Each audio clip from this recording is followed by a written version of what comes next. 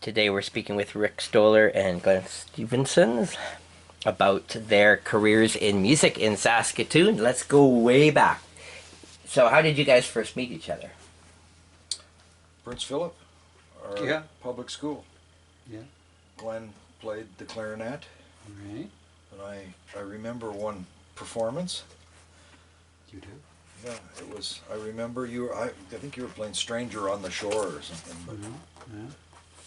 But really, I mean, your sister was one grade ahead, and you were one grade Straight behind me. you. Exactly. And Yeah. I had started playing because our friend Doug Scarrow. It's a great story. It was, you know how schools have those talent nights. So And he and Doug went to that school too. yeah, Doug went to our Prince Philip as well. And lo and behold, here's Doug up on the platform or on the stage, and he played a magnificent rendition of Ghost Riders in the Sky. And at the time, he had a little harmony guitar and a Sears amplifier. And I'm sitting there thinking, boy, that sure is cool. But the thing that really ticked it off for me was as soon as he started playing, all the girls ran to the stage. And I figured, that's the ticket. So I went home and begged my parents to let me play guitar, and they knew Gordie Brandt, so one thing led to another, and I started playing guitar. What year would that be? 63, 1963. Listen to this guy, hey? Just like that. Yeah. And outside of that, like, were you at an age where you were paying attention to, the latest radio hits, and like, was that? I had just started listening to CKOM. There was a program on Saturdays called Let's Go West. And for some reason, country music just rattled my cage. I just loved it. You know, all the old Furlin Husky and all those old country hits. And that's kind of what got me tuned in. And you took lessons? Yeah, I took lessons from Gordie, and Doug really helped me a lot in the early days, which was cool. And I started a little band with Doug's brother Phil, and I think we had Cliff McIver. Cliff McIver was drumming, but all he had was a Remo drum pad. So we really weren't, But it was elementary school. So yeah, it was elementary school. Yeah. And And I then, remember Phil had a cool baby blue, kind of a Nehru jacket. He looked really sharp. I don't know if you all had that or not. well, no, but he did. Okay. Yeah. Okay. Interesting.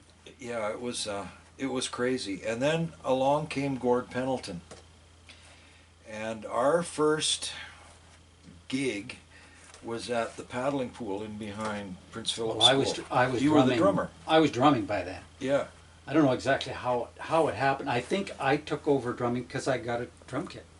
That was it. Yeah, my mom and dad bought me a Gracie drum set. Would never call them a kit in those days. I don't know why it changed, but anyway, a drum set. And I think it was because I saw the Beatles. I don't know whether I got the drum kit before I saw them on TV, but the Beatles in my mind were my first real exposure to. I mean, because I don't remember as well, perhaps as Rick, I don't remember whether that was true or not, but the Beatles on the Ed Sullivan Show and their music, I mean that, so it might have been following that around the same time, give or take, that I begged my mom and dad for a drum kit. Why Yeah. drums? I don't know, because I was playing clarinet, but of course clarinet wasn't cool. I'd taken piano, was early, learned notes and things and music a little bit, and then a clarinet. But then I got a gold Gracie drum kit, and Yeah. that's probably why I got the job of drumming. Actually, it was. And I because- remember that we would practice in my mom and dad's basement, Yeah. mostly, not exclusively. And I remember that first gig with Gord Pendleton, Yeah. and you and me, and was it Phil or who else was it? It wouldn't have been Ken Doige, so I imagine it was probably Phil. Yeah, or maybe just the three of us. Anyway, Yeah. I don't know if we had a bass player at that time. Maybe we didn't, but yeah, it was unfortunate. I feel bad for Cliff because I happened to come over to your place because you had mentioned that you had these drums, and I thought, oh, that's cool. And when I saw that whole set sparkling in all its resplendent glory, you know, cymbals and hi-hat. I felt bad. I have felt bad, and I don't know whether it was. I think Cliff was hurt, but anyway, Yeah. that's the way it goes. That's rock and roll. What streets did you grow up on at that time? Wilson Crescent, Yeah, it was Wilson. Irvin Avenue. Yeah, And were you in the same class at school, same grade? a year Year different. older. Yeah, And did you take drum lessons? I did. I took drum lessons. I don't remember for how long. It wasn't all that long. Maybe 6 months, maybe a year, from Buddy Rogers, Okay. who I think was teaching. Again, I'm not sure, but through Gordy Brandt's Yeah. music school. Yeah. Yeah, I remember that first time he played Let There Be Drums by whoever it was. Sandy Nelson. Sandy Nelson. Yeah. Gosh, you guys. Boom, boom, boom, boom, boom. You had those tom-toms going. So did the band have a name for that first gig? I don't know when we became, our first band name was the Ravens, Yeah, I think. yeah. I mean, as we talk, I think more and more things, but I don't want to, you want to ask No, questions. it's okay. We want You to think of answer. things, throw 'em I in. think it was the Ravens, somewhere along the line, but it's a leap. We got involved with Heineke, Rudy Heineke. Rudy Yes. Heineke at the Hi-Fi House in Avenue B, and he became our sort of Ertzat's manager, and he thought we were playing at this was a little later on, but we Yeah. were playing at the Hat, Yes. and he thought we should be called the Mad Clan. You know, I'd forgotten that. And I think that lasted about, I would think there would be Star Phoenix ads for the Mad Clan at the Hat. Okay. I think that lasted, I don't know what the group consisted of in that day, but anyway, we should not jump ahead. Okay, no, that's all fine. We'll probably end Yeah, up that going was- back and forth a little bit. Rudy, and a few years ago, I tried to get in touch with his son, because we recorded at the Hi-Fi Yes. House. And I'm sure somebody told me that Rudy kept stuff. And I left messages for his son, and I never heard back, and I didn't pursue it because I thought, man, if we could find an old reel of us, Yes. Who's taking care whoever that was, Yeah. Who's It was- taking care of the caretaker's daughter daughter? when the caretaker's Oh, busy taking care. Yeah. What were some of the songs in the set list of the band right at the start? Oh gosh, that would be you, because Well, the early stuff was a lot of instrumental stuff, like Walk, Don't Run and wipe out, Yeah, Wipe Out. venture stuff, Yeah. the ventures. Foot Pattern and Raunchy and, all the classic. Look at, there it is. There you Dancing go. Friday, the Mad Clan. Oh my gosh, Terry, you're a magician. Just like that. That's A musician and a magician. A musician and a magician, yeah, because Okay. nobody would. The Mad Clan was like Yeah, who's that that? long. Yeah. Yeah. Okay. So before we get to the Mad Clan for more details, let's talk about it. So we're using the Ravens as the early name. As we recall. Do you play a lot of gigs? Do you go out of town?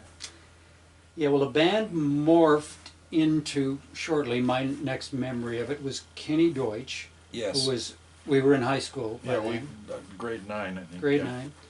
Ken Deutsch, I don't know whether he was in your grade or not, but anyway, he was a bit of a mad scientist. I mean, he could build things, invent things, electronics. He made his own bass guitar, carved the wood, made the pickups, knit the strings. Yeah. He would put together his own amps, and then Bob Silversides, who went Yes. to Walter Murray too. We were all, as happens, most bands coalesce around their school, He became our keyboard player because his mom was an organist, Yeah. Bernice Silversides. Bernice, I think so, yes. And but what do you do if you don't have an organ? Well, Kenny Deutsch provided the solution. He had an old pump organ. You've maybe heard the story. He took out the guts, built a cabinet, covered it in leatherette, put the keyboard in that thing, got an old Electrolux vacuum cleaner, built a matching box in leatherette for the vacuum cleaner, and a hose that went to the pump organ. Stuffed our coats around the vacuum cleaner, not worrying about overheating. Yeah. I'm sure. And then whenever we had a cassette tape of us doing a gig at the Imperial Bowl, House of the Rising Sun. Yes. And you hear this as he turns on the vacuum cleaner that powers the organ, and we played the House of the Rising Sun. Whatever happened to that, I don't know. Yeah. Because we had it in later years, but that was our, so it was Bob Silversides, Kenny Deutsch on bass, Rick on guitar, me on drums, and who was our lead singer? It wasn't Gord Pendleton anymore, I No. don't think. I know Greg got involved there Eventually somewhere Greg along the line. joined us, Greg Delarond, as our lead singer. But that was the main incarnation of the Yeah. Ravens that I Yeah. remember. So was Rick and the Ravens ever the title of the No. band at that No. time? Just the Ravens. Okay. Okay. All right. And so you played school dances. What other kind of venues and places would you go? We played, CFQC Radio had a Saturday night program called the ACT. Yes. The ACT sponsored talent nights in Yeah. small Saskatoon communities. Maybe it was called the ACT Talent Hour or whatever on CFQC television Saturday night, or on Yeah. radio. Yeah. And we were the main act. we were the professionals from the city that went out and entertained the crowd. And they would come to the community center in Lanigan or Radisson, and I mean specific towns I don't remember, because over the years, as different bands, we played many town halls and schools. But they would go to the town, and the local talent would show up in a competition, Yeah. and we would provide the entertainment. Denny Carr, I think, Yeah. came, maybe Wally Stambuck. So those were the first gigs I remember. Then we played school dances as the Ravens. Oh, Byron Bellows. Yes, he came along. He was before, maybe he was after Bob Silversides, but another He was- keyboard player we had, what was the name of Byron Bellows, lived on Cumberland Avenue. Yeah. He is actually in Toronto now, Is he? and he is a almost world famous composer. Get out of town. Oh, he's well known and well thought of in the arts community there. Didn't know of him since those Yeah. days that we played together. Byron Bellows, and he cut my hair because he was becoming a barber. Anyway, I remember a gig in Wilkie. We didn't have our driver's licenses. Oh, yeah, that don't was think fun. anybody did. If Kenny did, maybe he just didn't have a car. So our dads would drive us, pulling a trailer and wait, reading the paper or whatever while we played the dances. And I remember one in particular in Wilkie. Yeah. But that was the Ravens. I think Bob Silversides replaced Byron at some I point. think so, yes. Maybe Yeah. it was then we became the Kaleidoscope, but I don't know if Rick, he played as the Ravens too, because I remember that Imperial Bowl gig was Bob Silverside. Yeah. Not Byron. Yeah. When you're playing these school dances, etc., what kind of PA system? Oh, brother. You might remember better than that. We had a Bogan head, like Yeah, and I a think Bogan. What would it be? 30 watt. 30 watt it was, and had the orange front. I think they're the line. And I think, We had some towers. yeah, we made some towers with 6-inch speakers in it or something. And it was, Homemade stuff, because Kenny Deutsch in those early days, he made everything. So if we needed a speaker system, he would put it together. He had a little shop, as he later on, we weren't together all that long, but I remember him, maybe he was later in school, because he rented a shop Yeah. underneath the Opportunity Shop on 2nd Avenue North. And he rented this, and it was his lair where he would build, and we practiced there for a while. Yeah. It was the cellar, and that building, I think, is still there. it's crazy. Yeah, he inherited a whole bunch of computers from the airport. And he would build things out of Yeah. them. Yeah. Crazy. And through his connections, because there was no internet, I got a mail order deal to order a kit of Ludwig classics that replaced my Gracies as we were morphing into more professional, where we got paid for gigs. So I remember the day they arrived in a truck at my mom and dad's home where I still lived, and we ran home at noon and set them up in the living room. You were there, I think, maybe Silversides. Anyway, that was my kit. Other equipment that we had, I don't know what you started with. I had an Ampeg Jet to start with, and my first guitar was a Kent one pickup that my dad had bought me. It was $39 from Gordy, of course. And then I got a hold of I can't for the life of me remember the name of the guitar, but it looked like kind of like a Les Paul. It was an Italian kind of a deal. And I actually saw George Harrison playing one time.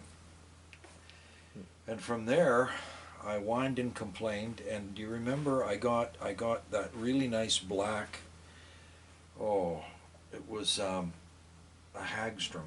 Oh, golly, yes. And we were rehearsing at the bowling alley for some reason, and it got stolen. And then I entered into the world of 335. My dad got a 335. I think it had probably been drowned in water because it was all rusty and. But eventually I ended up with a solid body Rickenbacker because Eddie Clinton had a Rickenbacker. And well, didn't John Lennon play? yeah, he guitar? played one. But the best guitar I ever owned came right after the 335 that I had. So it would have been about 66 or 67, so a little further down the line. It was we bought it from a truck driver. It was a 1954 Les Paul Gold Top. I remember that one well. And at the time I had a Fender Bassman and a homemade cabinet with a 12-inch, and I remember we'd built a speaker with a cabinet with a speaker in it, and we'd slashed the cone to get fuzz tone. Fuzz tone. Oh yeah. What kind of money was the band making? No idea. Did you manage the money mostly? Who took it? You did. Didn't I you? think we split it Over up the at the days? end of the gig. But Yeah, but, somebody was keeping track of things. that was Rod when Rod joined the back band. in the day. Okay. What kind of money? Your guess is as good as mine. I mean, whatever bands made in the mid '60s. Yeah, That paddling pool gig we made $5 for everybody. Yeah. But that was just like that was our first thing ever, and I don't know what Presumably, when you traveled out of town, No. it must have been enough to at I least think we'd justify probably going. make at least $20 each. Yeah, so you get $100, you know. But it was different money in those days. Of course, you filled up your tank on $5. So. Yeah, exactly. What as the years go by and the British invasion and everything changes on the radio, how important was it that you guys were like on top of we know the latest top 10 hits? Like, are we trendy band or are we just playing the Ventures forever kind of thing? No, we followed the music of the day. I don't think we were worrying about always being on top of the top 10 hits, but we played what we liked. Yeah, I know that. We played some. Yeah, I think we trended, but we just played what we liked, right? Yeah, there was a trend there for a while to check the B-sides so that you could have a tune that nobody else had. Right. We went to see Ken. Sebastian Singer. Yeah, the slimmer, thinner, skinny spinner at CKOM. Yeah. He would let us in late at night when he was spinning the discs, and we would go through the piles of 45s that they got shipped. And I don't know that very much came out of that because we mostly played familiar songs, Like we always tried to be a dance band, as maybe most did. Yeah. And we played the songs that people wanted to dance to, which was like Mustang Sally, and as soon as you saw everybody get up and dance, you think those are the kind of songs we should play. Because if they're just sitting around in their chairs, it's a bore. Do you have certain songs that you would say were the songs we were known for? Any particular tunes? Well, if you ask Jeff Surtees, it was Hush. Hush. Okay. Remember that? We used to do, like Glenn mentioned, we did a lot of R&B. Sam and Dave, Hold On, I'm Coming. A lot of that stuff. Wilson Pickett. I know we really liked the Young Rascals. We did a lot of their stuff. And of course the Beatles, whenever we could find the harmonies. Mhm. Right. I remember we learned White Rabbit. Oh, I remember that. Yeah, you sang it, did a good job. I wish I could remember more of this stuff. Tell me about the Let's Go TV show. That goes way back. I think even that. So I have it that you had performed on this show, which was aimed at a teen audience. Yeah, that was Saturday morning, I think. And I don't know if I did that. no, that was Cliff. Oh, that Actually, was Cliff. Cliff McIver So and that's myself. That's and jumping back. Phil Scarrow, and yeah, we did things like Walk, Don't Run, and Let's Go, and Was that a one-time thing, or did you do it? I think we did it twice. Okay. Okay, so by 1966 here, the band is billed as the Mad Clan to play the Manhattan Ballroom. So we got 3 gigs here, but they're all within weeks of each other. April and May 1966. So what's the lineup there? Is the set list changed at all to play the Hat? Because it's a different clientele. I think Greg was with us by then, Okay. and we did some Stones material like Get Off My Cloud. And, Oh yeah, yeah. With Delaron. yeah. And Would have been Silver Sides. yeah, And yeah, you and I guess Ken was still on bass during the Mad Clan days. I think Mad so. Clan days were like a month, Yeah, yeah. I think. But I can't. Yeah, I think I can't think of another bass player before we kind of disbanded, and then Dennis Tremere and Brian Abbott found us Yeah. later on. But there was that gap. The Ravens ended, and I don't know why. Maybe you remember. I can't remember. So using the Mad Clan name, it seems short-lived because I have you not playing anywhere else advertised except the Hat. With Yeah, that because name. everywhere else I think we played as the Ravens. Well, it was Rudy Heineke's idea. We thought it sucked. Yeah. But we thought maybe he required us to do this, or let's try it, or whatever that. Yeah. But that's how. So you would have technically been using 2 different names probably at the same time. I think probably.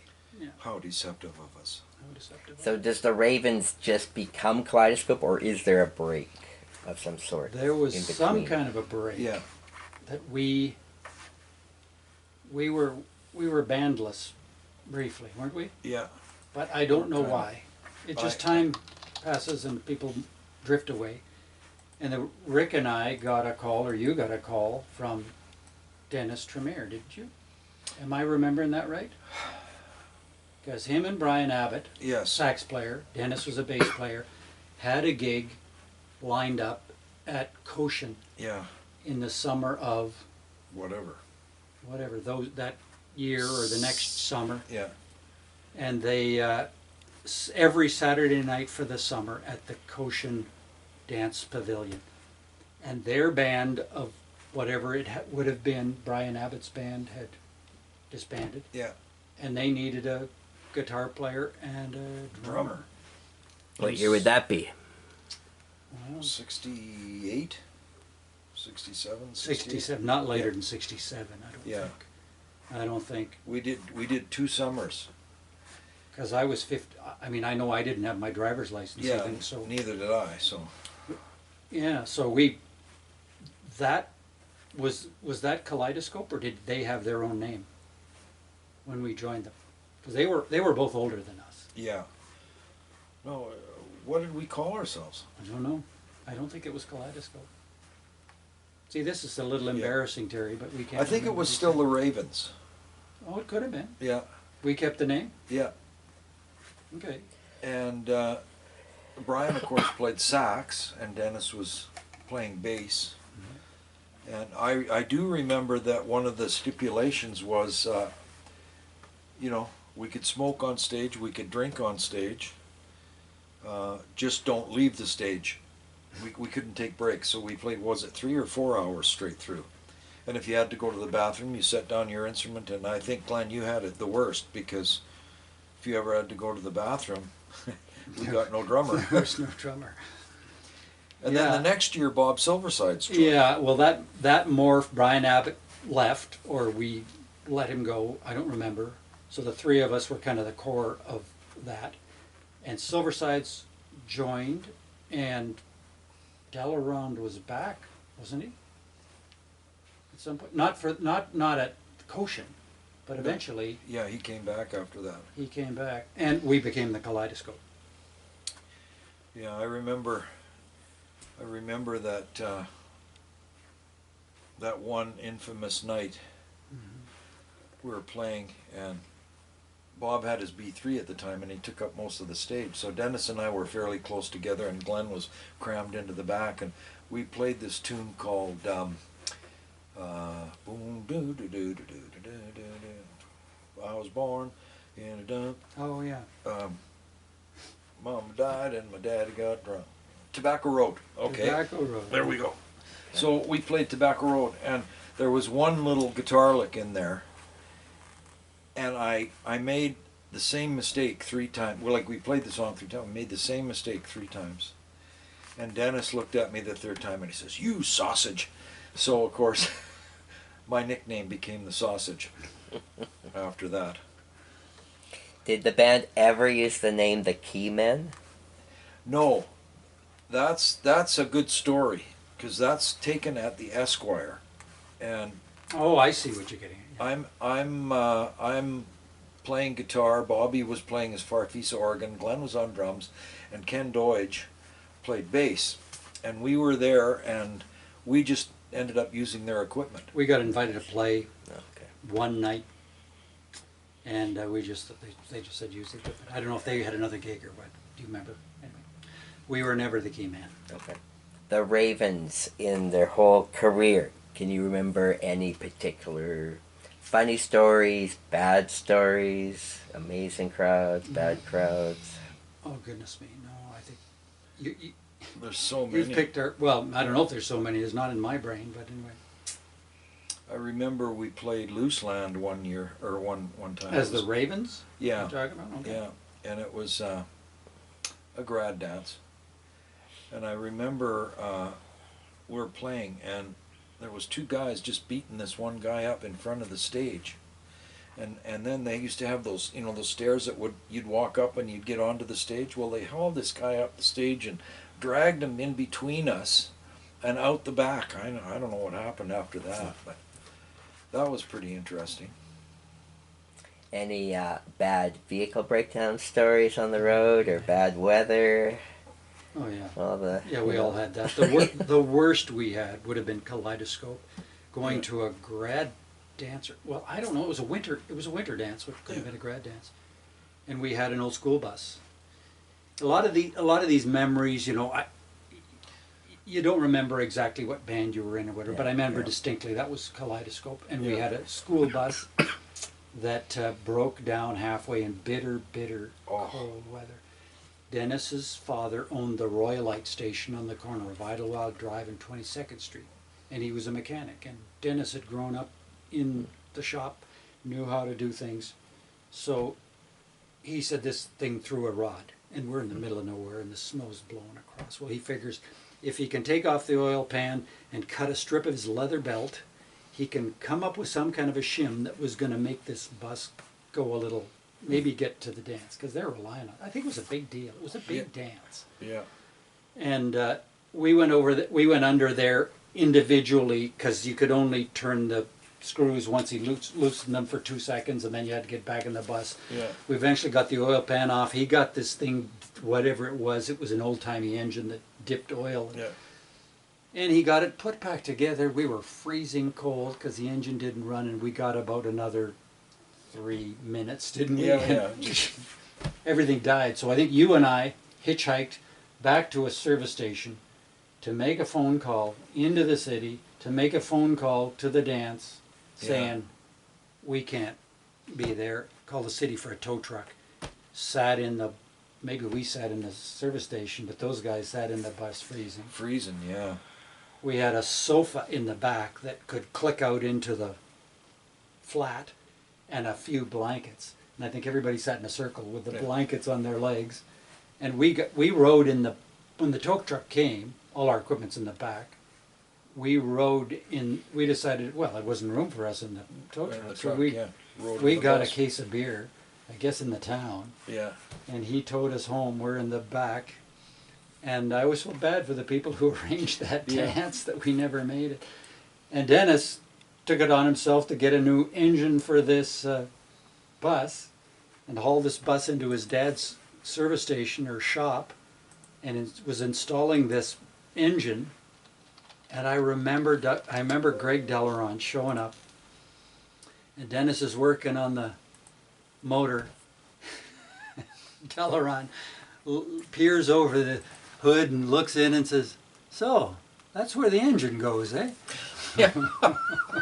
Like that's how much I know about engines. So I mean, yeah, breakdowns and cold weather and holy moly, I don't remember a worse Well, breakdown than that. Yeah, then there was the night we threw the rod in the Chevy. No, I didn't remember that. That was, we were coming back from... In the station wagon. in the station wagon. And I think it was, we were coming back from Cochin. And we got to, what's the town? Is that Battleford? Oh, not Batford. Yeah, so we get to North Battleford, and we weren't sure what was happening, but at the time we were pulling a big U-Haul, and the back of that U-Haul was starting to get pretty black, and you know, so we stopped. Oh yeah, okay, I remember that now. Yeah. We stopped. We stopped at this garage, and he looks at it, and and somebody asks him, "Well, can you fix it?" And he says, "Yep." He says, and he goes into the back, and he brings us out a case of oil, Yeah. and he says, "Good luck." We didn't throw a rod. We were just burning through. You know, Yeah. a ring was gone or something. Yeah, We were yeah, burning that's through. right. It was a ring that was gone. So you just every once in a while we had to pull over and put a quart of oil in to get home. Yeah, another funny story, funny, sad of Kaleidoscope was, well, I'm thinking of all kinds of stories now. One night, it's the only night I ever spent in jail, was Greg Delaron and I both jailed at the Saskatoon jail. We had a rare Saturday night off, like rare in those days. You played all the time. Mostly weeks, like once we got into the clubs, Yips, Jacks, the Dell, whatnot, you played 6 nights a week. Yeah. But we had a night off, so we decided to go to a drive-in movie, Greg and I. And it was such a terrible movie, we left halfway through, and you got nothing, you know, the devil's playground. Yeah. And we're rolling down 8th Street, and we see construction going on, a pile of fiberglass insulation.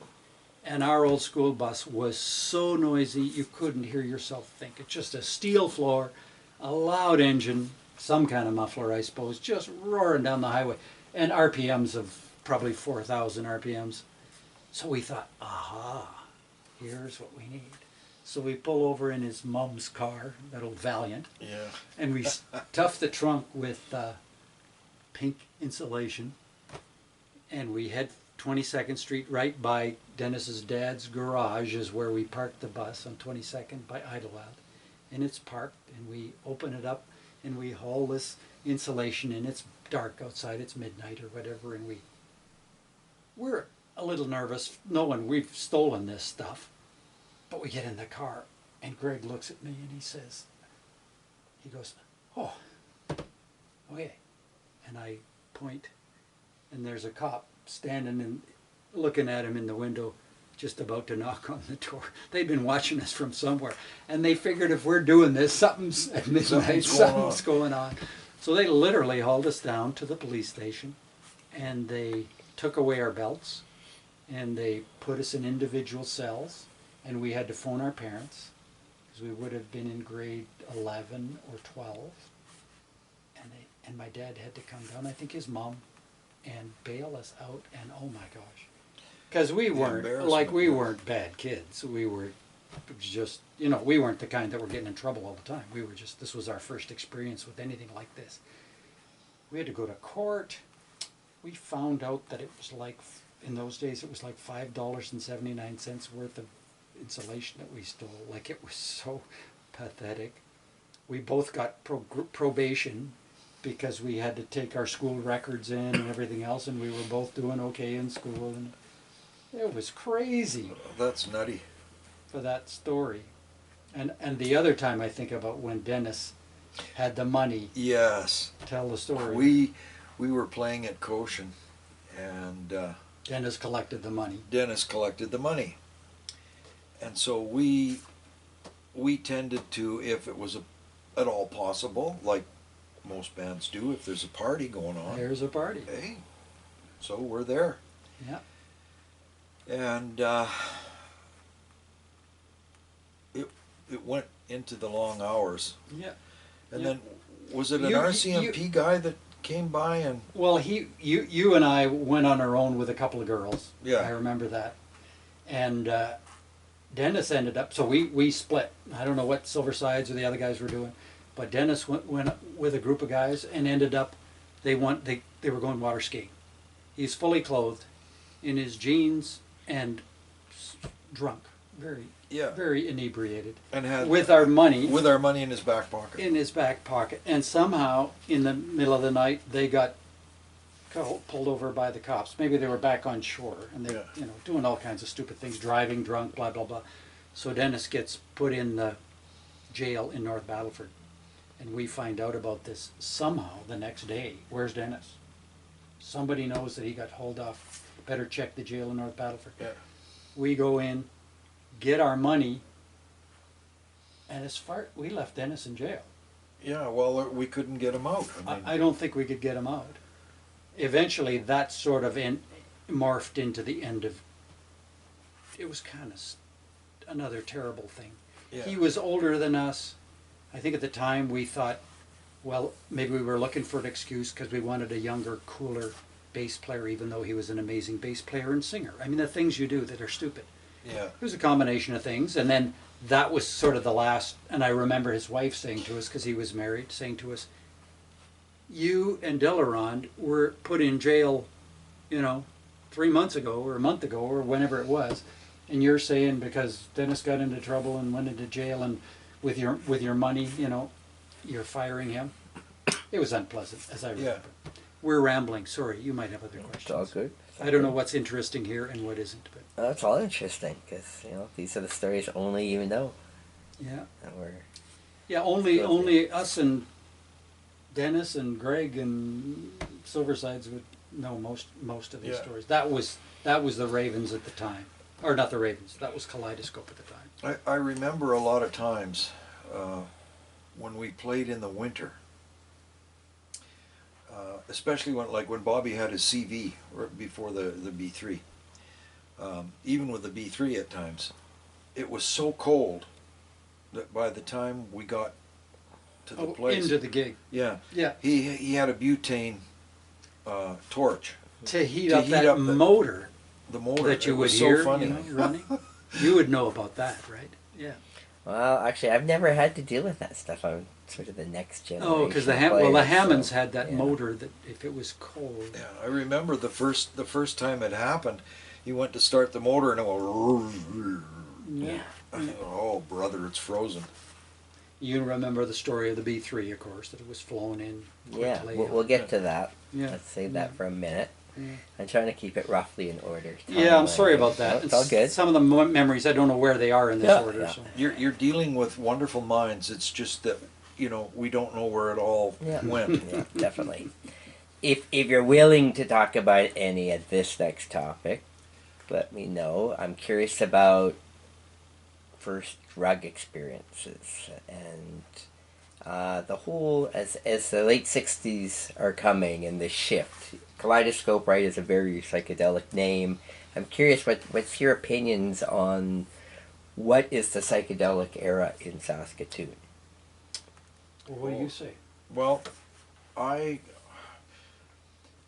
I was fortunate or unfortunate to know the people that were kind of moving in those circles, so I jumped in fairly early. The first time I smoked I was with Hal and Gary Greer, and we were over there, and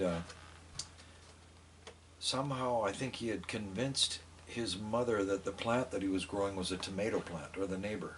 Anyway, and that was the first time I ever did pot, and I'm an A-type, and I loved it, so I kind of, whenever the opportunity arose, I would be a part of it. I never really got involved with chemicals until I went out to British Columbia, And so we were potheads, really, is what it was. And I don't know that we really did a lot. Well, like I that. wasn't. Yeah. And I don't know, my memory of that is I remember once in a van traveling back from Regina, where we'd done a gig, to Saskatoon, where we had another gig, I think the next night, and somebody was passing a joint around, and I took a toke, and then maybe one other time when I was somewhere else. I don't know whether I thought, this isn't doing anything for me, and that was it. And as I recall, it wasn't around the band a lot. I don't know, but my No. memory could be really faulty Yeah. there. I mean, I didn't turn it down a lot. I just don't remember being exposed to, and I never did any chemicals at all.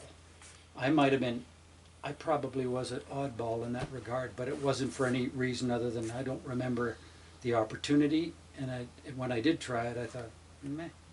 So, Yeah, chemicals were never really big on my list. I know there were a lot of people that were doing, LSD at the time.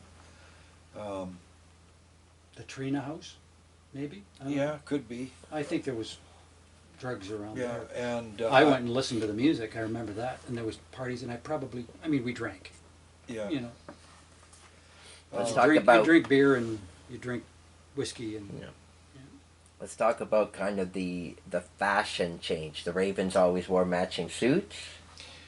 Well, we did for a while, were they matching? and then Kim's of England came along. Yeah. We got some cool things. They weren't matching, but No. pants that were two colors, down from burgundy and gray. And we tried to look cool with the mod look after that. I remember I got a puffy sleeved shirt, with the Right. Davy Jones shirt. Oh yeah, Yeah. the Nehru shirts. Did we have matching outfits as the Ravens? Well, I This see picture is the very picture up there. Beatles-ish, right? It shows us with wearing suits. So Yeah, I I don't don't think know those if they were were- matching per se, but just Yeah. dark suits. Yeah, we dressed up. Yeah. Yeah. and then this. Oh now, yeah, we got those shirts at Yeah. probably Kim's. I think this is just after Dennis, if I'm not mistaken, isn't it? Because Yep. Dave Phillips Dave became Phillips our bass player. became our bass player. That was Kaleidoscope, just after Dennis. And Greg is still in the group. Bob, Rick, myself, and Dave Phillips. Yeah.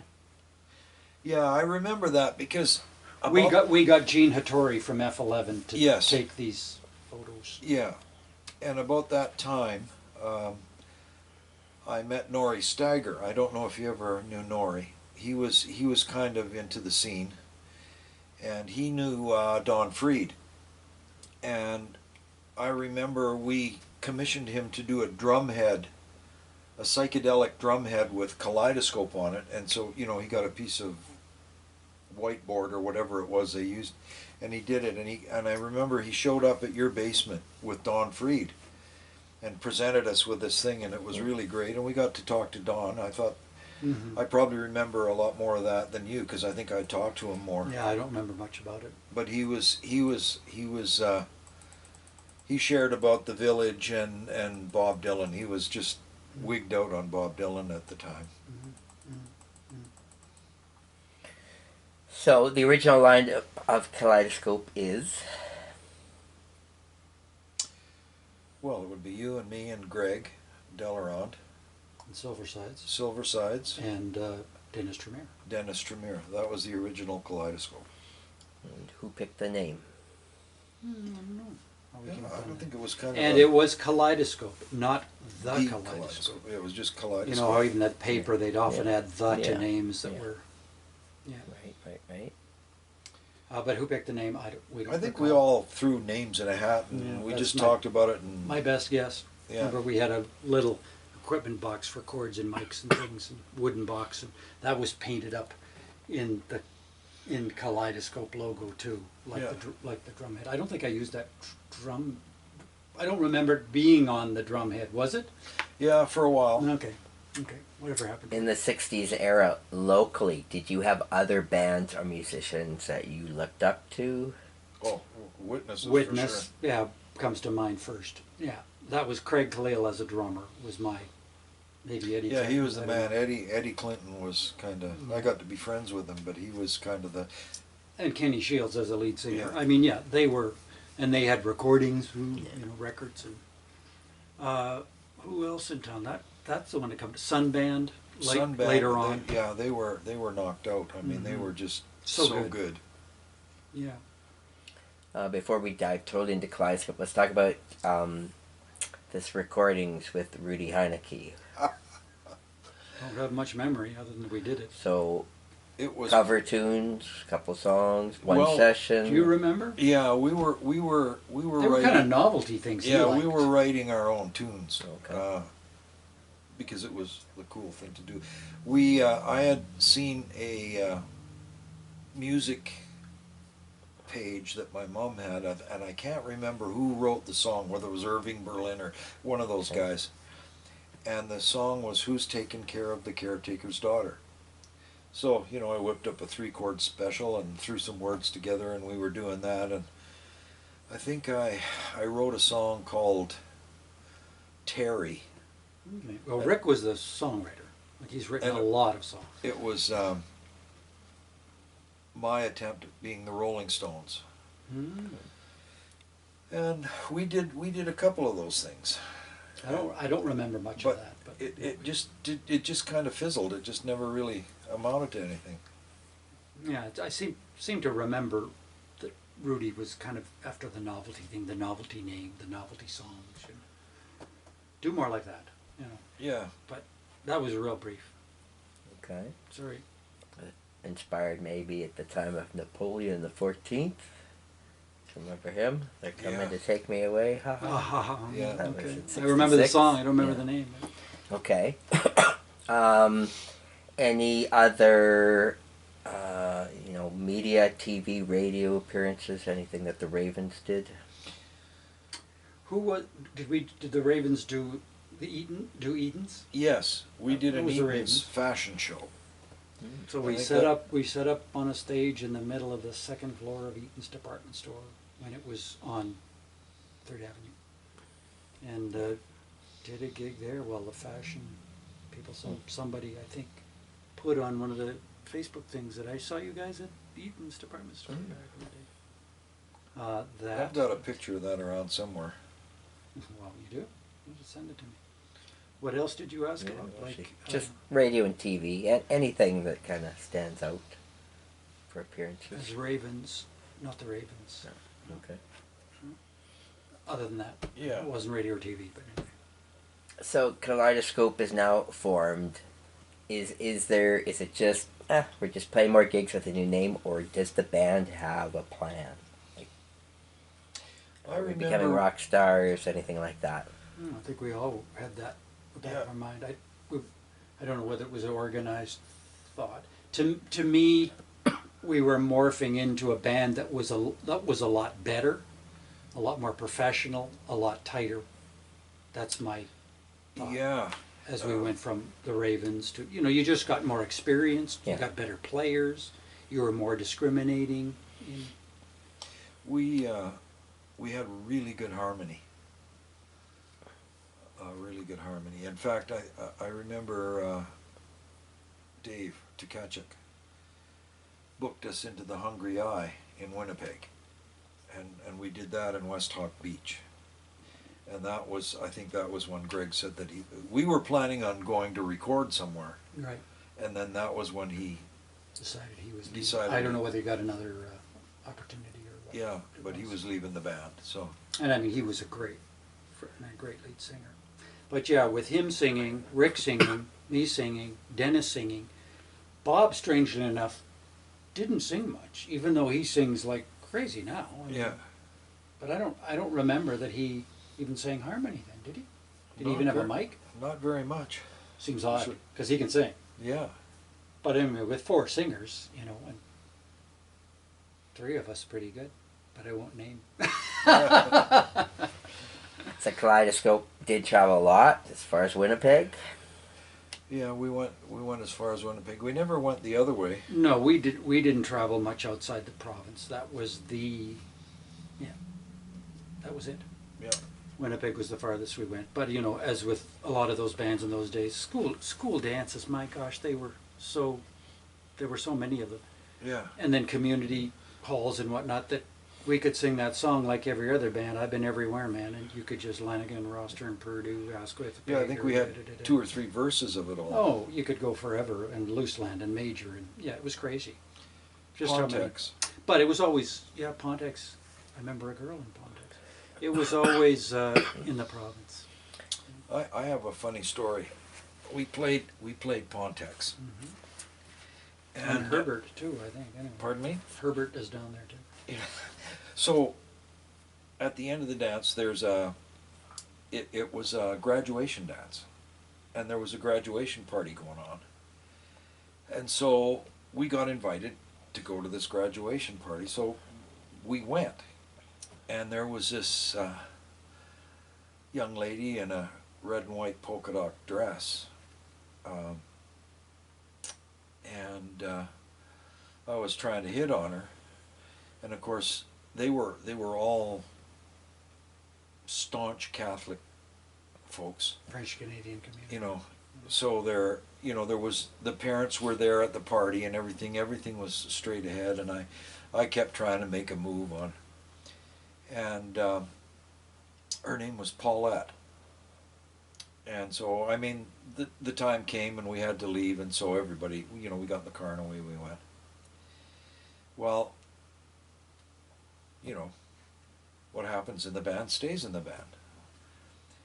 2 weeks later, I'm having dinner with my dad, family dinner, and he says, "So, I hear you met Paulette," and I'm going, "How did you?" And my dad was a traveling salesman, and he was all over the province, and Paulette's mom was the hairdresser, and he stopped at the hairdressing shop, to drop off supplies and whatnot, and they got talking about this really good band that had played for the grad, and they had come over to the house, and so he put one and one together, and then they had a good laugh, and then he sprung it on me, and so here I am trying to be cool, and he's got all the goods on me, and it was pretty funny. Let's talk about your booking agent, Dave. How'd you end up working with him? Ooh. I don't know how we ended up working with Dave. Do you? I don't know. I get the impression that somebody mentioned that there was a booking agent in town, and he could get us gigs. Because at the time we were getting phone calls and doing a lot of It that was just ourselves. random, yeah. And, being cheap like everybody else, we didn't want to pay whatever it was that, you paid him. But it ended up being Dave Tkachuk, and I think it was Actron Agencies. And he actually kept us busy. What kind of percentage would he have taken? Man, I can't remember. Ask somebody who knows. Yeah. So Actron was one of the big agencies, so do you remember some of the other acts he was booking at the same time as you? I think that's all we ever... When Dave left, I can't remember what the heck it went to, or... No, you wanted other acts that he was booking. Oh! Well, I mean, I think he was the He was preeminent booking agent in town, wasn't he? I don't even know who was there other agencies in town, or have you even heard that? There was, but maybe not exactly at the same time. I think he had the Great Flood. He was booking the Great Flood and the Reactions. Okay. I wouldn't know. So he calls you up and says, "Do you want to open for the Who?" How does this whole story unfold? Well, we found out that he was bringing in the Who. We were all over him like white on rice, and so we got it along with the Great Flood. Yeah. So at that time, to you, how big is the Who? Oh man, Well, they're huge. this is huge, yeah, of Yeah. course. I mean, we're gobsmacked that they're coming to Saskatoon and that we end up opening for them. I don't know how that happened, but other than maybe you were persistent because you were kind of the front. Well, guy they for were us. my favorite band at the time. Yeah. And I thought, oh, Dave,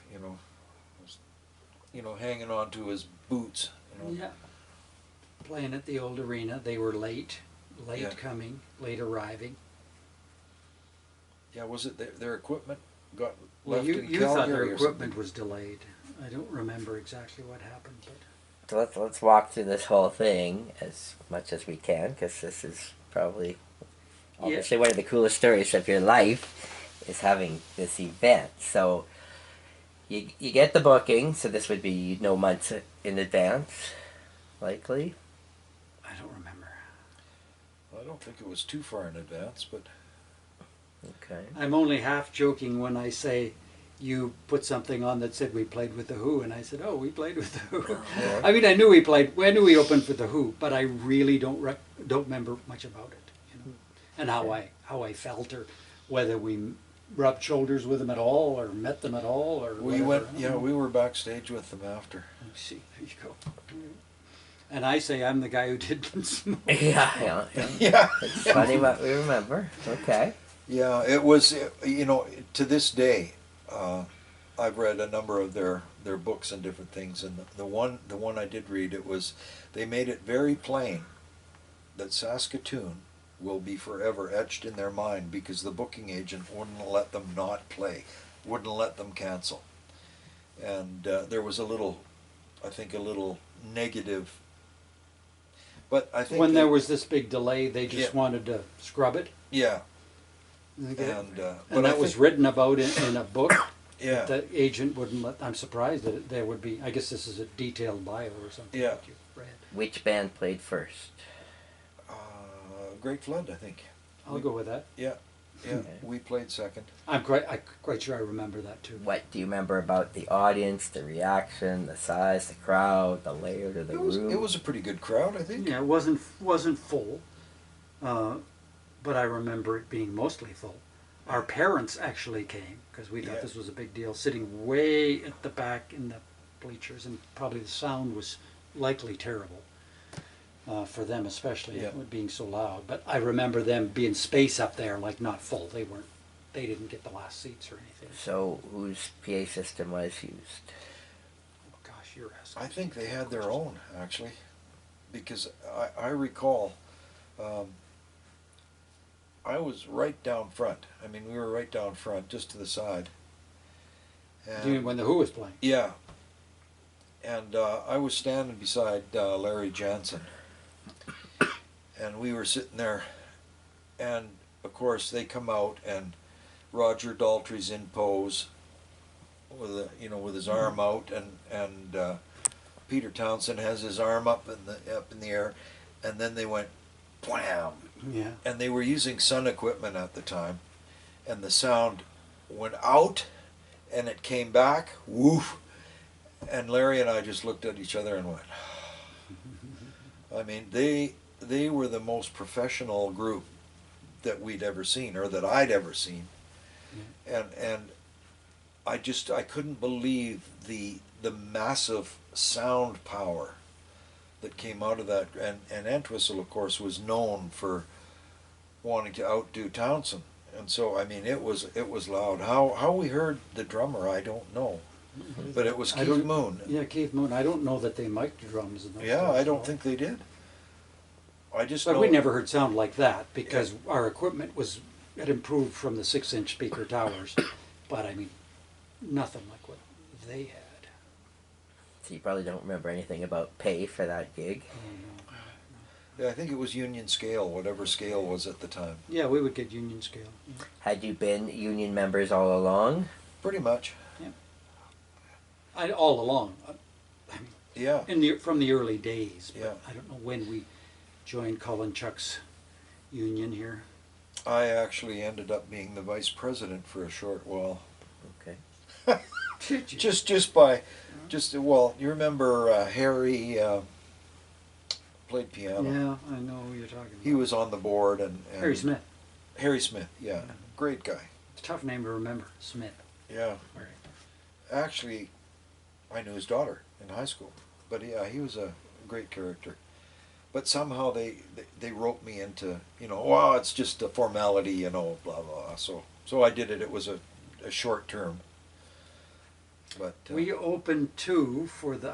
I think we got. I think this was really last minute, but I don't remember. You might remember. We opened for the 1910 yes, Fruit Gum Company at the yes, Centennial, and I think it was a last minute phone call or something, but I could be wrong. yeah. I don't know who was scheduled to open. If I'm right about that. They probably backed out, but Yeah, but they yeah, had. we They got had a paid couple for it. of So yummy. I got Yep, it in my yep. tummy. I think. So the arena gig was July 11th, 1968, and 68. the 1910 Fruit Gum was October 11th, 1968. Exactly 3 months apart. I think we opened for. We opened for Crowbar. Yeah. Crowbar. Yeah, that But was at much Centennial, later. I think. Yeah. Much later. Yeah. So that was Okay. that was all Kaleidoscope. So at this time you're doing these big opening shows. What would have been signature songs that you would have been playing in these sets? Oh man, I don't remember the song. we did "You Keep Me Hanging On." I know Oh, yeah, that was a big okay. one. Yeah, I And, certainly remember that. I wouldn't have come up with that, but that, yeah. And I think we did "Hush." That was another. We would have done Hush. Yeah. And, Were you doing any originals? Not then, I don't think. I were don't we? think we did. No. You were the only one who was writing, Yeah. right? Weren't you? At that Yeah, time? I think at the time. Yeah, we didn't do a lot of originals ever. Like Sunband, I think, didn't everything they do original? Almost, I'm not sure. as I recall. Well, when did As we? Rick and the Ravens, we recorded a couple of originals. Yeah. Backseat Boogie was one I wrote, Yeah. and then Rod wrote one called "Welcome Mat." That was a great song. Yeah. It is a great song. I thought it was a great song. Do you have any recollection when you did these two big shows in 1968 that you're playing the biggest rooms, feel like rock stars? Do you remember being excited, nervous?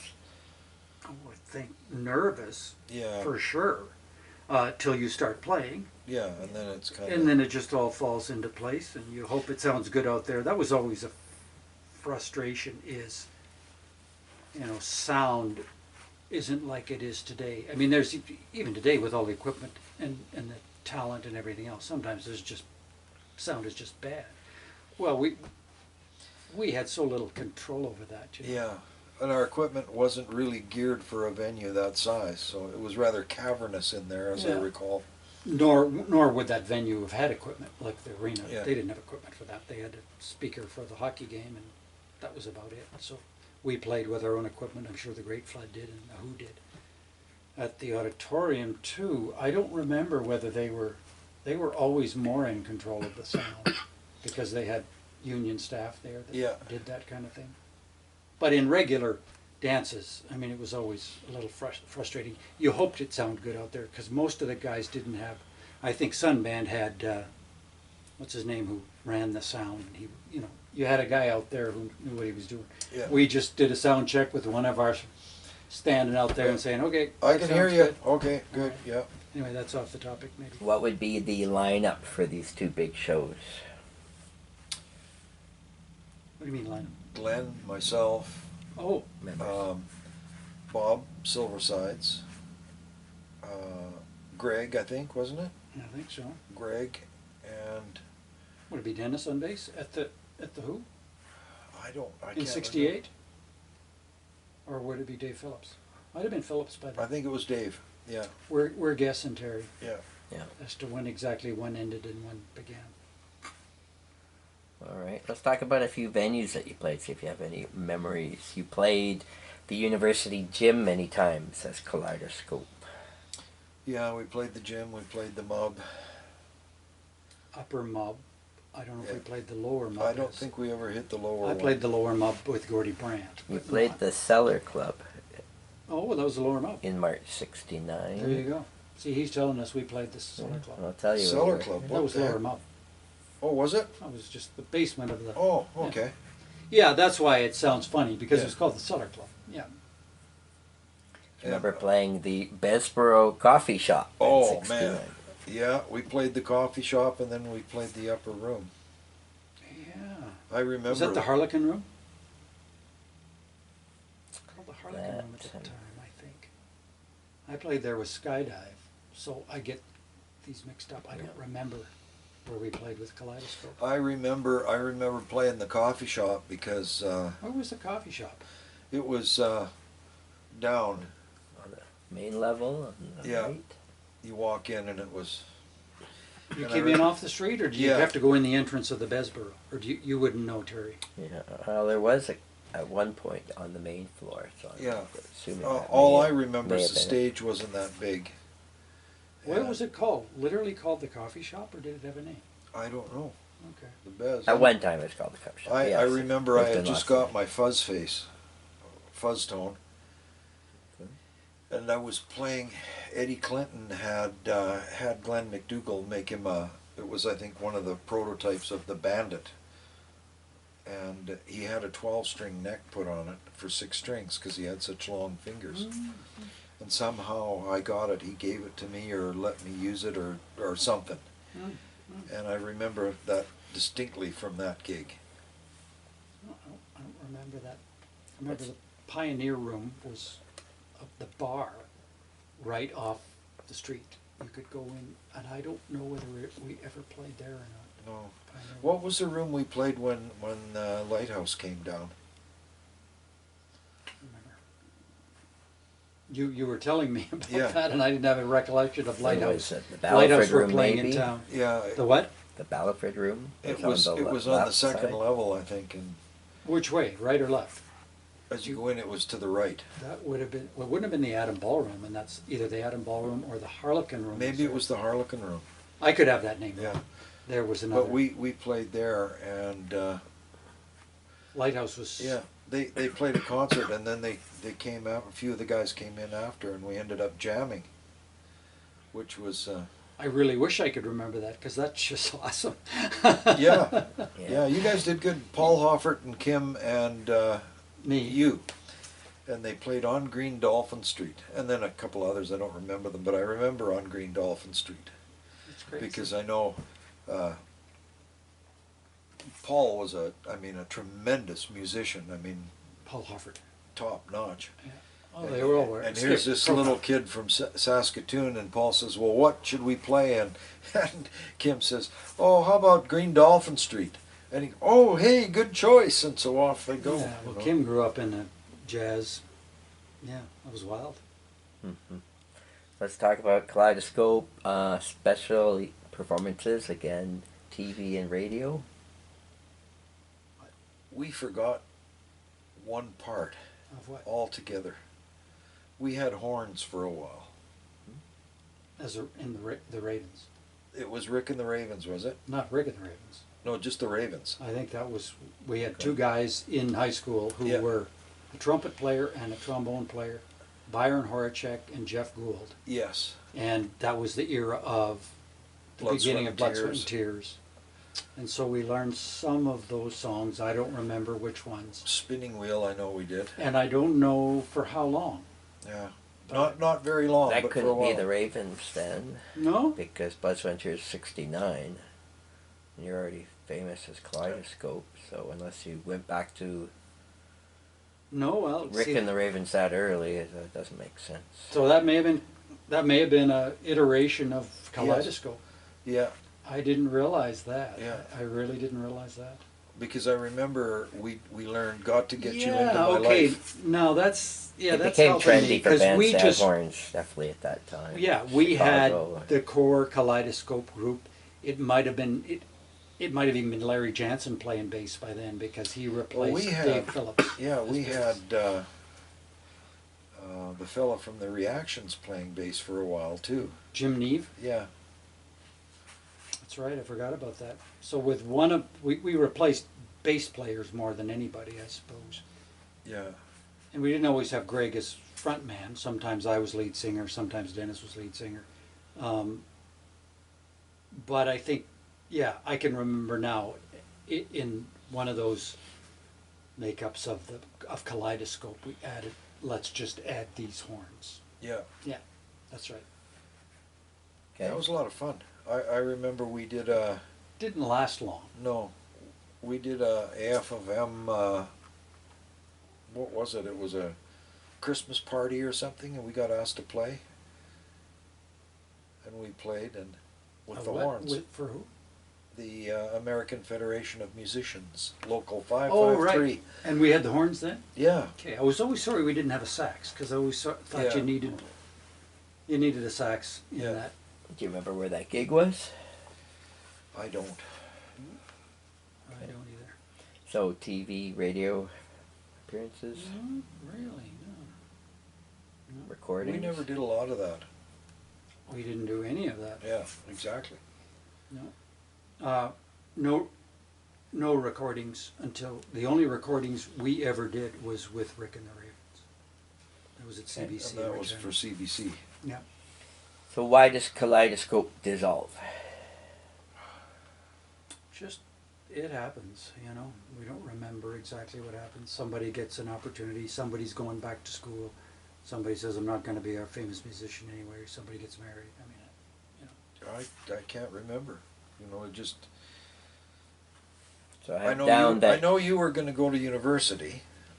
Well, I Yeah. was always going to school, even when Yeah. we were playing 6 nights a week, Yeah. because it was Kaleidoscope that we were playing most of our Yeah. club gigs, right? Yeah. Wasn't it? Yeah. When Yips and Jacks and the others, I think the Dell had, yeah, we were in the Dell too, Yeah. right? Those three I remember were the main. KG, KG. Oh, I love playing the King George. we did. That was great. We never did the top of the end. No, I did. I did with John Chinesky Okay. in the Society of Four, and I think there were 6 of us at the time. So But I just went right from high school into university, and I just carried on playing. So. during the 60s, did anyone in the band have a day job? Did anyone have a 9 to 5 job during Kaleidoscope? I don't think Well, so. we were in high school, Yeah. and Still, okay. when we finished, my day job was university, and then in the summer for at least a year or maybe 2, I worked at Gordy Brandt's Music Center, taught and worked retail on the floor, and it was the years that he was getting into the clothing. He was trying to be competition for Kim's of England in the mezzanine upstairs on 3rd Avenue. So that's what I did during the day. I know. I did some teaching. But you didn't have a regular No. full-time job. No. You were wanting to be a rock and roll musician. Yeah. That's. I was trying to have a fallback position, but it didn't work out very good what I took at school. So 69, the band breaks up. You take off to BC. Yes, I got You a start a band or join a band? Well, I got a call from Dave Tupper, and he was out there with Brian, and he phoned and said, "What are you doing?" I says, "Nothing." He says, "Well, get out here." So I packed out and went out, and basically what they were trying to do is put something together. And we did some rehearsing, and we ended up going to Penticton because Dennis knew somebody. The singer was Dennis Lindsay, and he knew somebody there, and so we ended up going there to rehearse. And somewhere in between the time we went out there to rehearse, Jimmy Mann joined the group, and he was from Regina. So our first foray into the world of music out there was actually only the 4 of us. There was Dave, Dennis Lindsay, myself, and a bass player. And we played at the Barclay Hotel. And, you know, it was kind of just another band, really. That's all we were. And then we got, then Jimmy Mann came along, and we did a rehearsal, or we did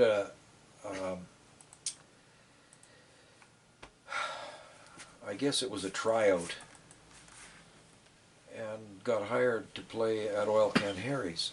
And so we were there for several months, played the Peony Parade, but by that time we'd added a trumpet player, and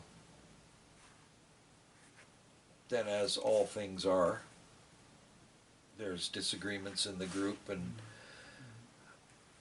a couple of us were unceremoniously asked to resign, which we did, and ended up coming back. And that's when we got together with Rod. Well, in the meantime, I was working at Gordy Brandt's Music Center, and Silversides comes in one day and says, "You want to join Junior and Dudley Dean?" I'm sure that's the same time because you were gone and Kaleidoscope was done. I says, "Well, what do you mean? What's happening to Tom?" "Nothing. Thought it'd be cool to have two kids." So did that for a while with, I don't know the months. Must have been in months. What was that like with two kids? It was fun. Oh yeah, we'd have fun. I remember one, we were practicing in Silverside's basement at his house, Mom and Dad's house. And Tom and I just got going off each other, and everybody just dropped out. And we just had a drum battle back and forth. Wow, that would have been fun. And that was fun to do. And everybody's just watching us back and forth. You know, we had different styles, but it was great. We played wood tick. That was one thing I remember playing with Junior Dudley Dean. And we went down to Spokane. Had a bus breakdown on that trip too. And played the Davenport Hotel in Spokane, which is a historic place. Gail and I drove through there and looked at, it's like the passport. It's beautiful. But you had to be 21 there to drink. None of us were 21. And so during every break, we had to go into an ante room. We could be on the stage, we could be in a, Oh, wow. locked away in a room with, I think, soda pop or whatever. But we couldn't go sit with our friends in the lounge or whatever. That's crazy. But that was I remember, I know we must have played more gigs than that, but I have no memory of anything other than Spokane and Wood Tick. So Wood Tick is August 1971 with Oh, is that in the 70s? All right. Junior and Dudley Dean. They also played the month before the Crystal Springs Youth Festival. Do you remember doing that one? Where? Because that's only the month before. Where would that have been? Where's Crystal Spring? Crystal Springs? I don't know. Town? What date? What?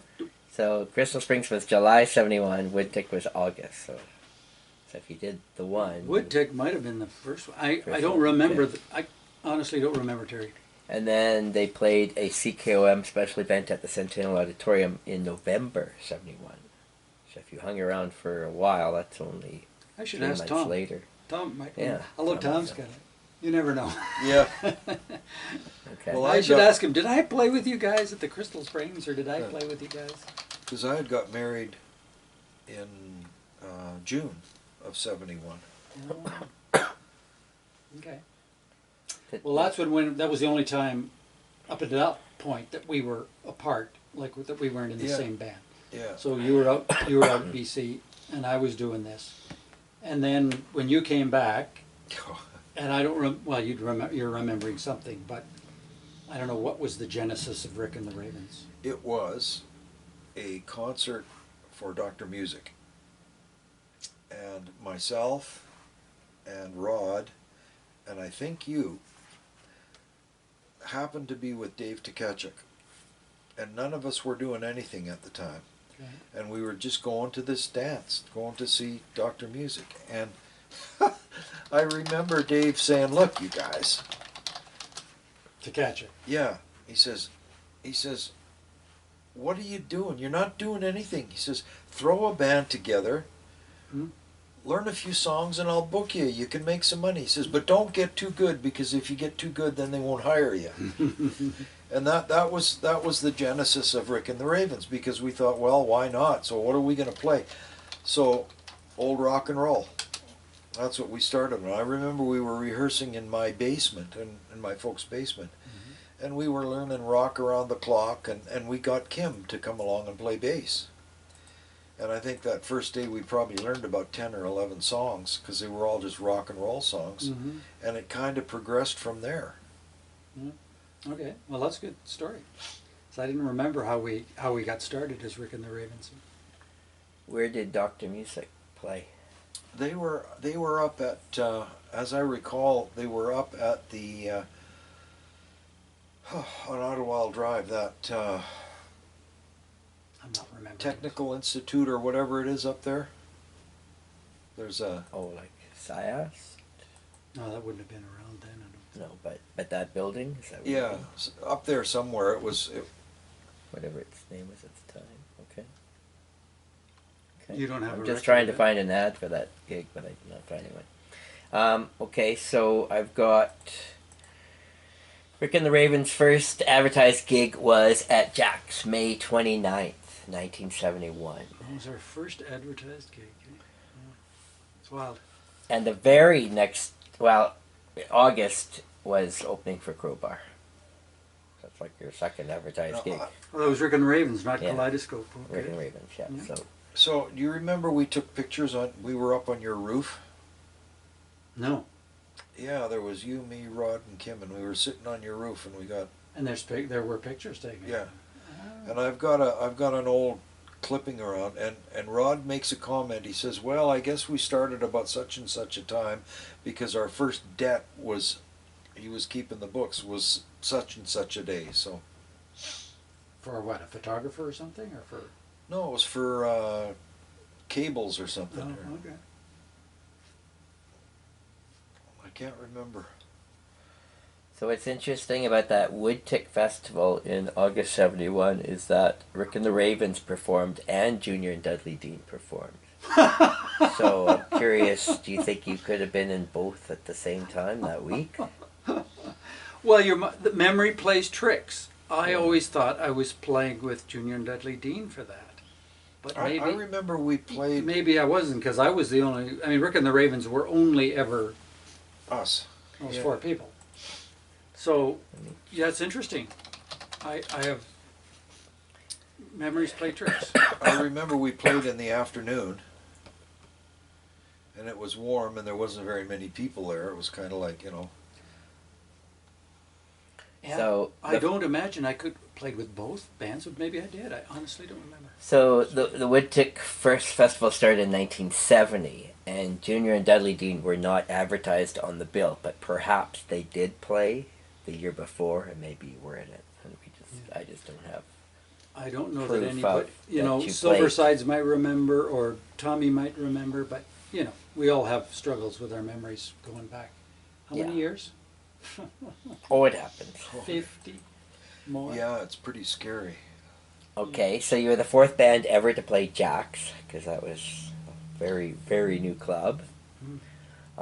And what's interesting about that time period is now we have these 6 nights a week bars. Right. That really wasn't a 60s thing. This is a 70s thing. 70s thing. And they all start popping up. Well, when I see Notifications. your postings of the number of events on a Friday night or Saturday night, Yeah. this night, here, it's amazing. Yeah. The opportunity for live music.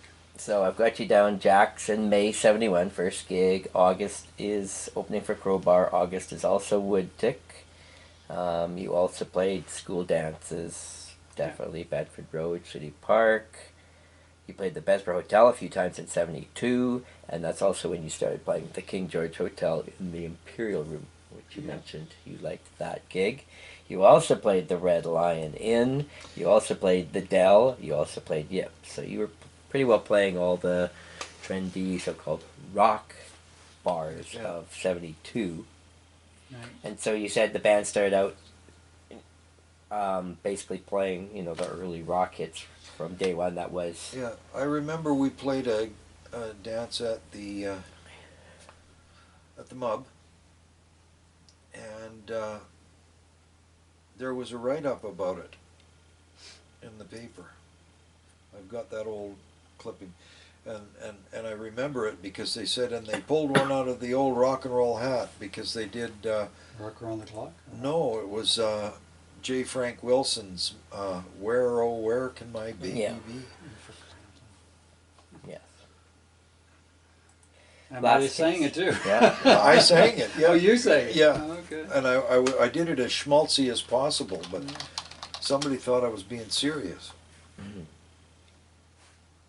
Yeah, we did more than just 50s historic rock. Yeah, That that's was just sort how we got started. Yeah, yeah. So We tell me about the image of the band. You said that the famous photo of you sort of as if Yeah. these greasers wasn't the main look. That's kind of No, there's another. I don't know if you have a copy of it, but there's one of us taken, kind of in a construction site, a whole bunch of broken concrete and Yes. stuff like that. We were just in our. I can send you those. Yeah.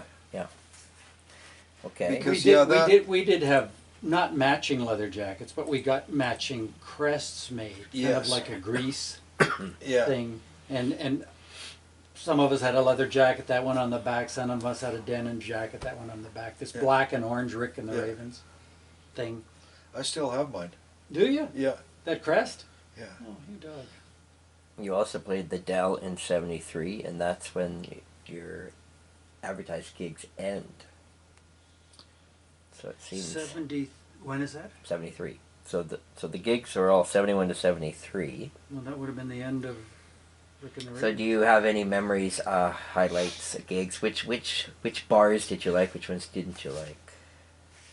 I don't have a memory of liking one over the other. I remember those gigs. Yeah. I don't remember. It would just depend on the night. We had a following. Weekends would be better. But I don't remember that Jack's was better than Yips was better than the Dell or was better than another place. I enjoyed our time at the Dell. Yeah. I like those gigs. I know we had fun with at the Red Lion with the Allen sisters and Debbie Laurie Kay. That was Well, Debbie Laurie Kay, we backed her at the Red Lion, and we did our regular dance music when she wasn't on. And then we did Allen Sisters in Edmonton. We never did the Allen Sisters here. we did them here. Did we? Yeah, Oh. because I never played in Edmonton. So Oh, okay. I always thought I only backed them in Edmonton. I know Silversides was there. yeah, I was there. Gosh, I thought you didn't go to Edmonton. no, Okay. never made it. If I did, It wasn't Junior and Dudley Dean, I don't yeah, think. if I did, it sure wasn't. Yeah. It's gone. We did both Debbie Laurie Kay and then here at the Red Lion. Yeah. Yeah, so Debbie Laurie Kay played at the Red Lion in July '71. So that would have been one of your first gigs as well, Yeah. Well, the thing was First we could gigs as as Rick and the Rick and the Ravens. Ravens. yeah we could read music, so that gave us a leg up. Okay. Was was there anything on the Allen Sisters at the Red Lion or not? I'm not doubting Let's you. find out. Yeah. Because if you played, if we backed the Allen Sisters and you never went to Edmonton, then obviously we did it here too.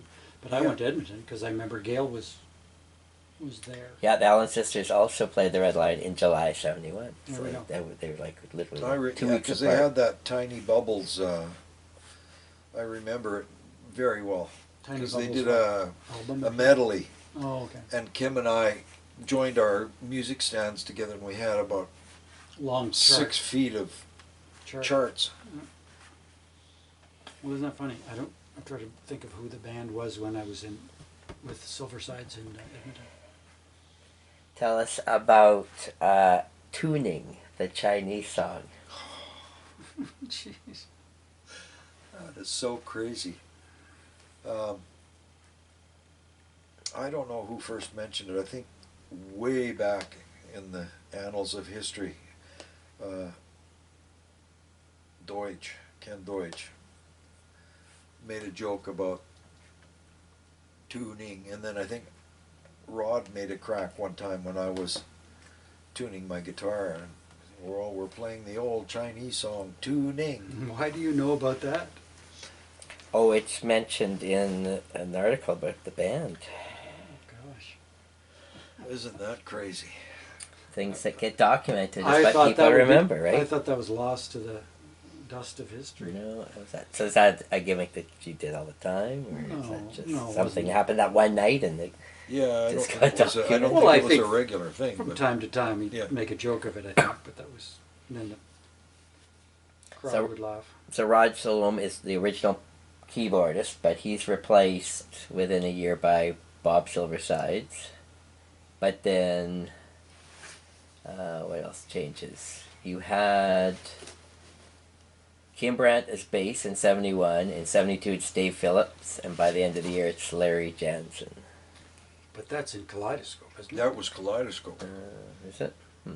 Okay. Because I think Kim was our only ever bass player in Rick and the Ravens. Well, again, we're doing the best with our memory. Yeah. You've got Well, documentation. this is stuff people tell me, so again, people can get the stories wrong, I right? never thought that. No, Dave Phillips and Larry Jansen were never our bass players with Rick and the Ravens. Okay. So. I know Larry was in there somewhere. Oh yeah. Yeah. But I thought it was Kaleidoscope. Hey, Terry, I figured We that could was be wrong, too. Kaleidoscope. Yeah, I think if I couldn't swear on a Bible No, it's that all either good. story is correct. Okay. So, memories, highlights for that band. You said that band did recordings, which we've heard. So tell us about the recording session. Where did you record? Why did you record? Well, we were asked, I think probably as part of Canadian content, CBC. yeah, asked we us- were playing in Regina, Okay. in a club in Regina, and the guys from CBC had been out doing the tour. It was, I think, a Friday night, and they came in and they heard us, and we were just having a whale of a time. We were having a great time, and they started having fun. So at one of the breaks, they came over. I think they talked to Oh, I Rod, and they remember said, this now. "Hey, listen, This you might know, have been at the university. could have been, you know." And they said, I "Hey, remember that. you guys want to do an interview?" I was sure. So it was a CBC deal, and then Yeah. then Stu got a hold of us and said, "Well, let's do a recording so that when they did the interview, they did the interview and they play some tunes." So worked, I think, quite well. So we went down to Regina 3 times, I think. Yeah, Supposed to be a one-time shot. yeah, and we got We were paid. recording. Yeah, we were happy because we got paid scale every time for travel. We got travel expenses. And Yeah. stuff we weren't used to. Meals and Yeah, the meals whole and 9 everything. yards. So we recorded 4 tunes, and then there was a strike that I don't know. I think Yeah, it took a while. there was a to get reason things why done. it couldn't be finished in one day because of a strike. Somebody was off or whatever. We thought that was cool. Went back a second time, and then the third time we had to go back to complete some harmonies. I don't know if that was the entire reason we went back, but we had some harmonies that we couldn't get up high enough when you listened to them, and there was no auto tune. Yeah, So we took Curtis Beaumont down because he could sing higher than anybody else, and he filled in some high harmonies on the last time that we went down there. And then I'm sure they played those tunes on the radio a few times, and we got copies of them. And So there's a 45 released, one. I don't think it was ever 45. I think No. just played off their tapes. Oh, okay. Yeah. Okay. No, that was never pressed. Okay. TV appearances. No, I did later one TV show with Gordy Brandt, Oh, okay. but nothing with Rick and the Ravens. So, Rick and the Ravens, any gigs that stand out in your mind? Any special moments? Good gigs, funny gigs? I just remember it was just a lot of fun. Well, the one that stands out in my mind, I remember. I mean, we don't have many pictures, but a lot of my memories are triggered by a picture. You know, if I got a picture, oh yeah, and that's the time we greased up at the Upper Mountain. Yeah, That was the one that stands out probably because we've got photographic evidence of that. We played two sets straight. normal, and then we greased up in the back room for the last set, came out and blew everybody's mind and played most of the 50s style rock and roll. And those were the things that people would get up. I mean, the place would be hopping when you started playing rock around. Even though it wasn't cool music, it was fun music. You know, we didn't love it, but we liked that people responded to it. And we were using a Crown head Yes. that Sunband had, because we didn't have the equipment that they had, and they'd gotten this Crown power amp, and Jerry Bowers came and set it up for us, Boy, did that thing and sound we had good. clarity that we hadn't had before, just because of the better instrument of this power amp that he had.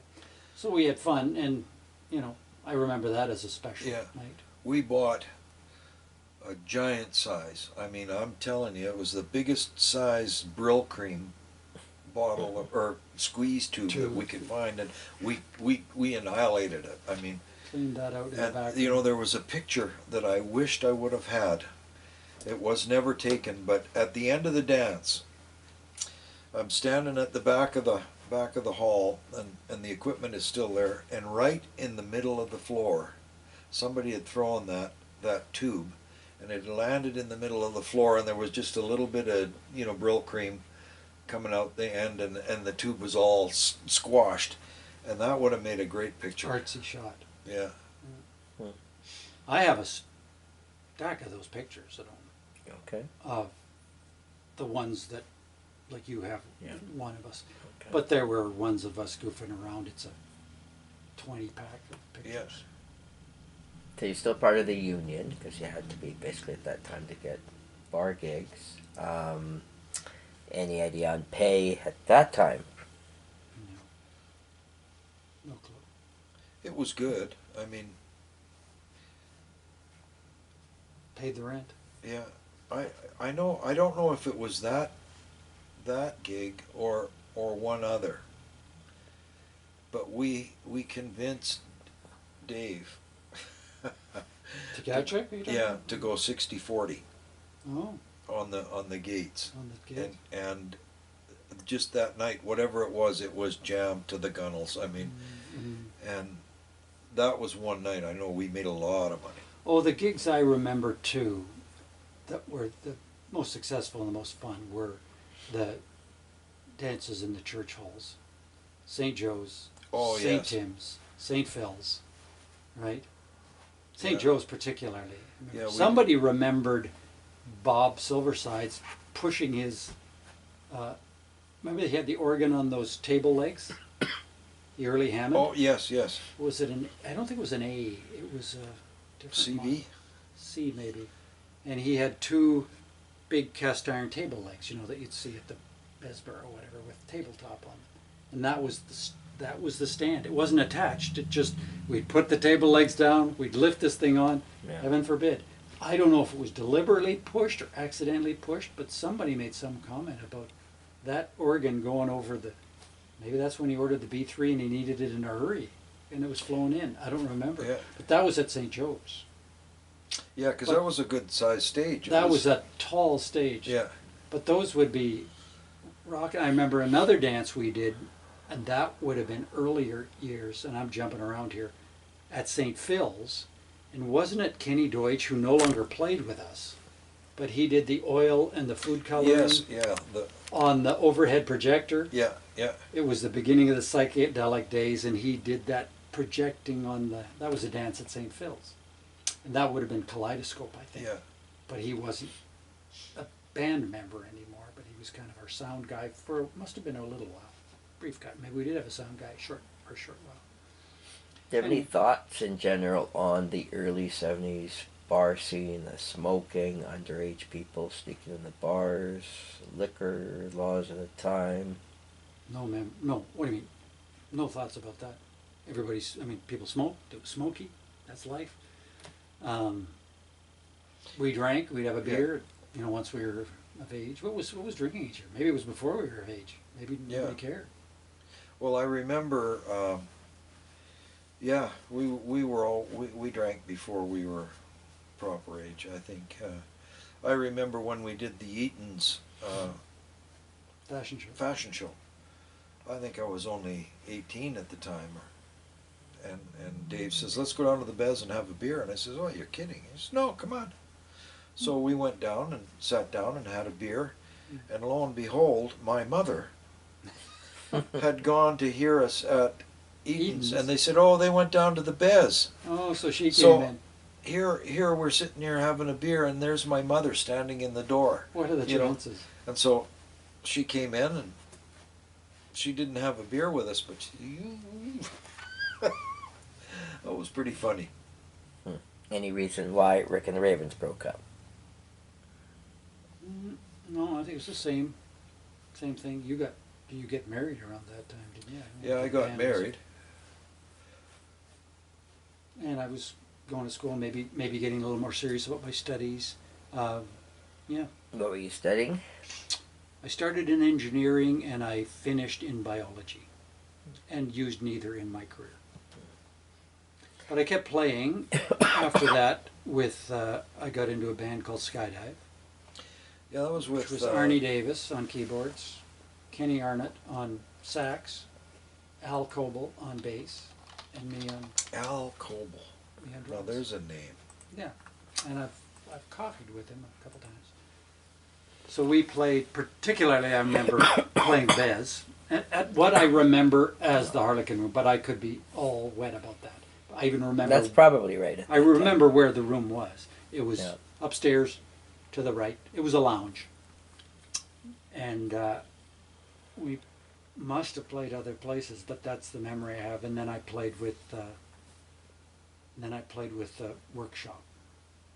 Okay. So Around, I don't know if that was preceding Skydive or following Skydive, but that was Doug Boomhauer, Skip Cuts, Bobby Claxon, and myself. right. And they Well, that had would've been- various. Yeah. Skydive first gig June '73 at the Dell, Oh, and then wow! I don't know how popular that music would have been at the Yeah. Dell, but 3 gigs that summer at the Bez, and then 2 gigs at the Red Lion Inn in October '73, well, thank you for and then that. that band disappears. Yeah, no, that was a short. We, Arnie Davis ended up owning a restaurant in Lumsden. oh, And goodness I sakes. think maybe Al Coble had run into him one day there. Yeah, and he's passed. He's since passed. We were kind of the Alexis Corner band of Saskatoon. You know, everybody passed through us. Yeah. Yeah. Had you played with Skip Cats at all when the band was called Brink? No. After that. Okay. But I find interesting always when people tell about the stories of being in these successful bands, but they're always technically, they sound so short-lived now. It's like, oh yeah, we were really successful. Yeah, we lasted 20 months. I go, 20 months? Like, that's, sounds like nothing now, right? Now I talk to guys like, yeah, we just have a casual band, we play the odd weekend, and we've been together for 37 years now. That's what most people tell me now. It's go like, well, how does that happen, right? Of course, it's different when you're younger. I mean, Yes, definitely. Yeah, we were younger and had visions of sugar plums in our heads. So Jazz Workshop actually also started in '73. I think I might have been the first drummer, but I wouldn't swear to that. And they had. Yes, actually you are. Was I the I first? think you are. I just have really bad spelling for your name. 2 N's in Glen, please. Okay, Sounds the same, though. that's right. Yeah, so I think you are at least. Yeah, so the band definitely played for decades under different Yep. connections.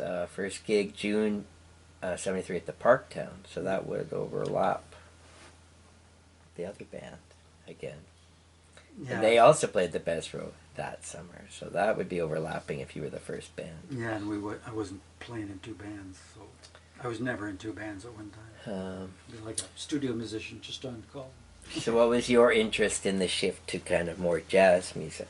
Oh, I don't know. I just started to listen to jazz music. I don't know what prompted that. I remember some albums on. Oh gosh, Bobby Cobham was a drummer that I Yes.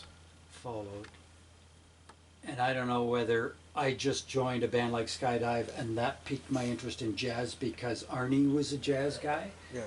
or whether it was I was out looking for jazz or Boomhauer. Oh, and Gordy, of course. I mean, Yeah. I've played a lot with Gordy, and that was the last that I really played professionally. Gordy was my last. After that, I wasn't playing with Well, anybody. you turned me on to Spyro Gyra. Oh, okay. I remember So the, I remember the that. band, but yeah, Gordy, and that was, and that's the one thing I've got a disc of our CFQC TV. I don't know what year that would have been. What year do you think you started playing with Gordy? I would No, I'd only be guessing. Probably when workshop ended, when I finished with workshop. But when was I playing Parktown with workshop?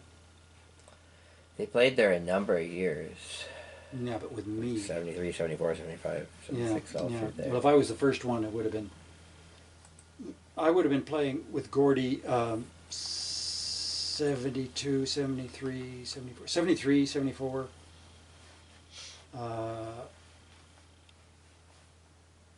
Not 75. No. 72, 73, 74, I would guess. But don't quote me. It could have been just 2 years. I remember kind of a lot of different gigs that we played, but memory. Do you remember, did you ever play with Gordy Brandt at the Centennial Auditorium? Maybe. Okay. Yeah, because I mean, Gordy's gigs are, of course, randomly Oh, all my over the gosh. place, right? So, Because Gordy Brandt for 40, 50 years. yeah. Okay. Played with him at the Army and Navy Club. Probably played with him at the Castle Theatre. Played with him at probably the. He did the Castle Theatre in 76. He may have done more. Oh no, that would have been. Yeah, I was still playing then. Yeah, I was. That would have been when I played with him, I'm sure. Okay. And what were you doing musically? Well, in the 70s after? I was working with Bob McCready and Hans. Oh man, I can't remember his last name. He was a drummer. Oh yeah. And I can't even remember who played bass, but Not I remember. Not Hans Steiner. No. No. Who that is. I know a Hans drummer in Saskatoon, or Hans. Drummer. Dutch name. Yeah. Um, Do you know who he's talking about, Terry? No, I'm just looking. Too bad Terry Hoknes isn't Hans here. Steimer did play. Not Terry no, Hoknes. yeah, Hans Steiner. I actually saw him out in Vancouver. You know, But yeah, we did a lot of rehearsing and we played. I forget what it was. Here? Hans Van Yips Noreen. or one of What's those. Hans Van Noreen. Van Norn, that's it. And I can't remember who the bass player was. Bob might remember, but we worked up a Who medley, and it was one set. Oh. And I can't remember whether it was Yips or Jacks. I can't remember. This would have been around 74, 75, probably 75, early 75. And we played there, and he says, "Oh, you guys are the loudest band I've ever heard." Really? Yeah, we were really, we were full tilt. I think I met Hans when I was coffeeing a few times over at, what's the guy's name? Anyway, with Tom. Because I said, "I'm Glenn." He says, "My name's Hans." And I says, "Well, what was your instrument?" He says, "I was a drummer." And that was not long ago. So he would have been the drummer you... Yeah. That was Hans Van Noor. He Oh, became the drummer of Workshop in 1980. Oh, did he? So what band name do you think you were under? I can't even remember what the heck the name of the band was. Oh, I don't blame you. Could have been the Mad Clan. Yeah, the Mad Clan. What do you think about 74 at Yips? It would have been 75. 25. Probably February of 75. Alright, I will go on a hunt, because that's what I do. What else can you... What songs did you do in the medley? What else did you guys do? We did we did a lot of Who stuff, and we did some Rory Gallagher, Rod Stewart. All right. I don't remember that band of yours. Would have been the week of the 19th of February. Why? Okay, Why? of 75. Because that's when I got saved. Oh, okay. Okay. Well, I'm going to tell you that answer. And it was Yips for sure. To the best of his recollection. The bands that played at that time was Callus and Elijah. Either ring a bell or not? You would know the name if you heard it. Probably, well, it could have been Elijah. Oh, it could have been. Okay. So that's the week, yeah, I think it has to be. So that's the week up. The Saturday was February 22nd. So you see, I've made this whole map of every band that played in every bar all at the same You time. blow my mind, Terry, what you do. It's all here. It's astonishing what you have access to. Well, it's a lot of work. Yeah, keep Well, going. that you all. do the work, Yeah. you know. Appreciate This it. is taking every ad for every listing and building a map. Okay, so Elijah would seem to be the band. Okay, so tell us more. Well, it broke up You that just week. heard it. Yeah, That was we it, played okay. 1 week. We played 1 week and we broke up. Okay, let me see if I have any info on this band at all. Da, da, da. You know, when we finished Kaleidoscope, I had that black box that we carried chords and things in. And I think at the bottom of that thing was set lists, you know, random pieces of paper. And I inherited that box and a custom PA head, you know, the puffy, All right, yes.